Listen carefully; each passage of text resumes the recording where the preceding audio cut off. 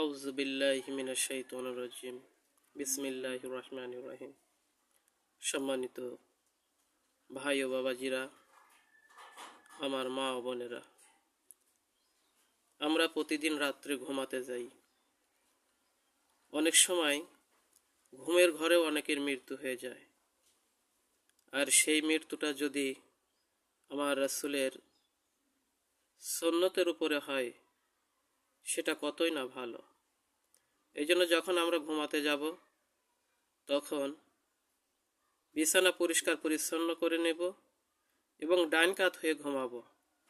আর ঘুমানোর সময় একটা দোয়া পড়ব।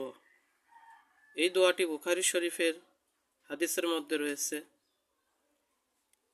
দোয়াটি হচ্ছে এই: আল্লাহুম্মা বিসমিকা আমুতু ওয়া আহইয়া, আল্লাহুম্মা বিসমিকা আমুতু ওয়া আহইয়া।